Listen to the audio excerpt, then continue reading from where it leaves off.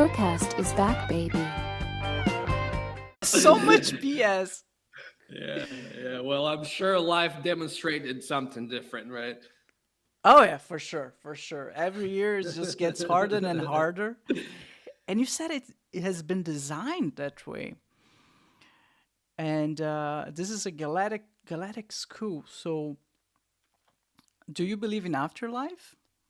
I don't believe in it. I know it's there. It's to believe is to requires you to trust is something that you have no evidence for. I have evidence for things beyond what the senses can perceive. So I don't believe in afterlife.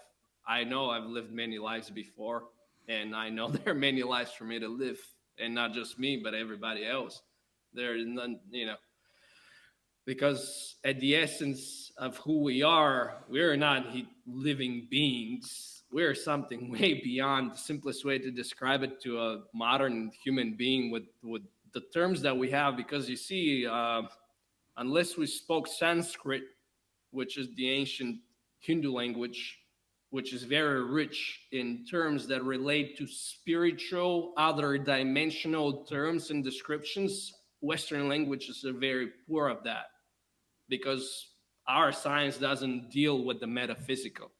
Our science deal with the physical, and that's where it ends. So we don't have terms to describe things beyond the physical, which we cannot measure or the senses can perceive, but are as real as anything, or are the birthing ground and what gives solidity and birth to everything that we perceive through the senses, which in science and philosophy is referred to as phenomena. Everything on this plane of existence that we see, feel, touch, taste, smell, and so on, or we can measure through scientific instruments, is referred to as phenomena. Or in other words, it's an effect of a cause, which is referred to as noumena, or the world from our metaphysical world where these things first are born and come forward from. But we don't have, in our sensibilities as human beings, and our science yet lacks the ability to measure or in some way somehow perceive these greater truths and energies and much, much finer dimensions of reality, but they're very much there.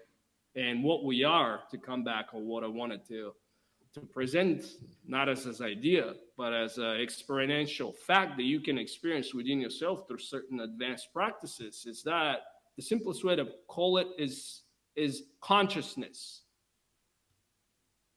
This ability within you to perceive that you exist at all times, to feel through the senses, to make sense of the world, to see that you exist as a separate little bubble outside of everything else. Mm-hmm. And for this, you don't need to sense things. What I mean, you don't have to have input from the outside. Mm-hmm. Even if I was to shut off all your senses, you can still sit and feel and know that you exist. And what I mean by this is not by sitting and creating mental processes and voices in your head, but just there's this very deeply rooted sense of being that is beyond any scientific perception, right? And I can have zero.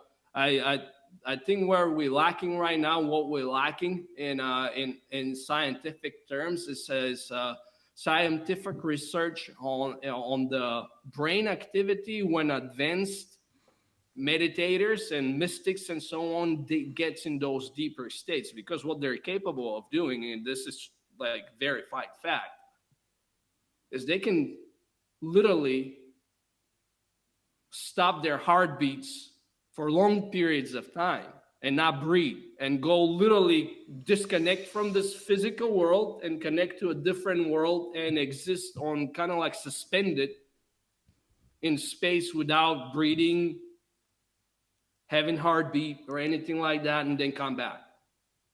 There's very little research done into that, but it's a very, like, the more you progress, And what I mean, progressing, developing in that dimension, the more you can start to experience those states within you. And the more you can, the moment you disconnect from the five senses is the moment you connect to that different reality. Because the only reason why you think this is reality is because you constantly fed this data input from the outside world. The moment you can turn it off intentionally in your own ways, you start to see that there's something behind this world.